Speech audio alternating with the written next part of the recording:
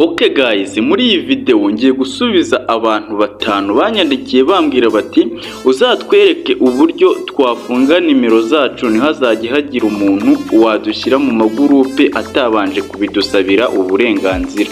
Iyi video nyikoze kubera ko abo bantu nabonye ntayisharinga abantu benshi uko bari batanu ngo bose mbashe kwibaha ibagereho. Niyo mpamvu rero mpisemo kuyishyira kuri iyi YouTube yanjye yitwa Cheatbig. Wowe tugiye kubana rero uraza kuba uri umunyamahirwe wo kuba wakugara zino groupe bagushyiramo utazi iyo ziva niyo zituruka, ndetse akenshi ugasanga utazi n'icyo zikora. Rero ngiye kukwereka uburyo wafunga izo groupe umuntu akaba atazi gushyiramo atabanje kugusaba uburenganzira. Ikindi ndaza kukwereka uburyo wafunga abantu baguhamagara kuri WhatsApp nimero zabo utarazisevinze we kubera ko abonye nimero yawe ahantu runaka agahita agira profit yo kuguhamagara wowe utanamuzi. Nje tugiye kubana nitwa Cheatbig. Nimba ari ubwa mbere umbonye kora subscribe ufungura inzogera kugira ngo ujye ubasha no kubona ibindi bikorwa dukora. Reka dutangire rero. Ikintu cya mbere uraza ujye hano kuri WhatsApp, umuntu wese ukoresha WhatsApp ye uyizemo, nurangiza ujye ahantu handitse update. Hano handitse update niho uraza, ahangaha mwese muri kuhabona, nuhaze ukandeho. Ukimara gukandaho urahita ureba turiya tudomo dutatu turi hejuru mu nguni y'iburyo hejuru utungutu. Uhite ukandaho. Ukimara gukandaho urahita uza ukande hano handitse settings, hano aba ariho ukanda, kandeho hano handitse setting. Urahita uza wongere ukande hano handitse private, ukandeho. Ukimara gukandaho urahita usikuroringa uzamura, uze urebe hano handitse groupe aba ariho ukanda. Ahangaha rero niho ibintu bibera. Ni ukuvuga ngo abantu benshi usanga WhatsApp zabo ziba ziri hano hambere. Ni ukuvuga ngo iyo iri hano kuri everyone, buri muntu wese abasha kuba yagushyira mu magurupe akaba yagukorera ibintu yishakiye kuri nimero yawe. Aha kabiri my contact ni umuntu ugufitiye nimero yawe wese aba yemerewe nawe kuba yagushyira mu magurupe ndetse n'ibindi bintu. Noneho weho nimba ushaka yuko nimero yawe hatazajya hagira umuntu uyishyira mu magurupe atabanje kubigusabira uburenganzira ngo akwandikire uyifungure, umuha ubwo burenganzira bwo kuba yagushyira muri gurupe, uraza weho ukande ahangaha gatatu, niho uraza uhita ukandeho. Ukimara gukandaho barahita bakujyana muri nimero zawe. Nugera muri nimero zawe, ngewe reba nk'ubu ngubu izi ni nimero nafunze kugira ngo zibe zitankira muri gurupe. Iyo ankeneye kunshyira muri gurupe arampamagara nkahita mfungura, ubundi akanshyira muri iyo gurupe yansobanuriye n'icyo iyo gurupe igamije.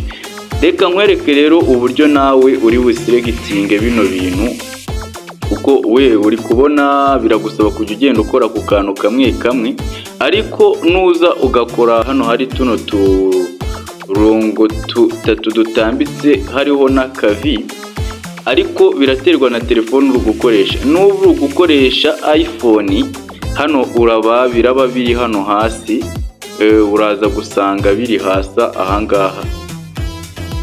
Reka nze mbereka ahantu mwebwe abantu bari gukoresha ama iPhone, mwebwe murasanga hano hasi, hano hari ijambo ryanditseho ngo select all.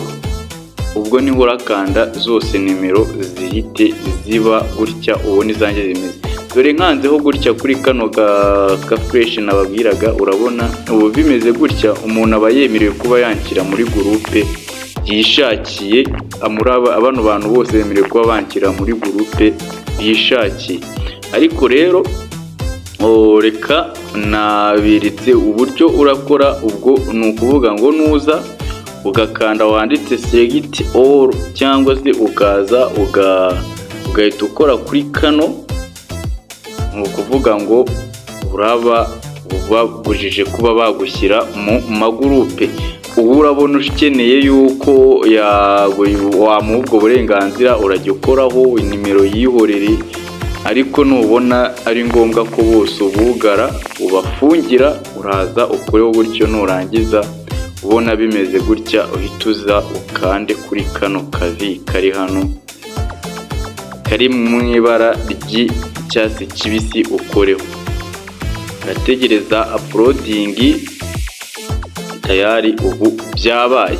Noneho sasa reka nze nongere mbereke, kuko nababwiye ko ndabereka utuntu tubiri. Hari ukuntu umuntu afata nimero yawe agahita guhamagara utaranasevinze nimero ye, agahita guhamagara kuri WhatsApp ukajya ubona baguhamagara. Reka nkwerekeho ukuntu wafunga abantu bagutesha umutwe kuri WhatsApp batafite nimero yawe nawe utasevinze nimero yabo, ariko kubera ko hari ahantu bayibonye nimero yawe bagahita baguhamagara direct. Reka nkwereke rero uburyo wabifunga ntibazajye baguhamagara uko ubibone. Urongera ugaruke kuri utu tudomo dutatu turi hano hejuru, ukandeho uhite wongera ukande hano kuri settings, ukandeho kuri setting, wongere uhite ugaruka hano muri privacy, ugarukeho ukandeho usikororinga uzamura uze hano handitse calls, aba ariho ukanda. Urabona nk'ubu ngewe gutya bimeze, abantu bafite uburenganzira bwo kuba bampamagara, ubwo nyine bakora ibyo bishakiye. Ariko weho ni ukuvuga ngo nuza ugafungura ino boto, iyi boto iri hano kugira ngo mwese muri kuyibona, ukayifungura gutya ugategereza. Nta muntu utagufitiye nimero wemerewe kuguhamagara. Araguhamagara bakamwereka yuko network zitari kuboneka, weho ubona notification ikumenyesha yuko hari umuntu wagushatse, ariko ntago telefone yasona. Ntago telefone yasona. Ku bantu rero bari barambwiye batuzadukorere video dusobanurira uburyo umuntu yafunga abantu bamushyira mu amagurupe atazwi, dore nuko bikorwa. Nizere yuko mubibonye mwese. Ndabashimiye rero, twari turi kumwe, nitwa Cheat Big. Ndagusaba gukora subscribe ugasharinga n'iyi video, kuko hari abantu benshi babangamirwa n'amagurupe, kuko hano hari gurupe nyinshi nanjye mba mbona narisanzemo ntazi. Gurupe nyinshi rwose mba mbona narisanzemo ntazi rwose. Aya magurupe yose ntabwo mba nyazi, ariko ubu aya mahirwe nuko nta muntu wemerewe kuba yakongera kunshyira muri izo gurupe. Rero reka mbashimire mwebwe twari turi kumwe muri iyi video, ubundi naho utaha. Bye bye.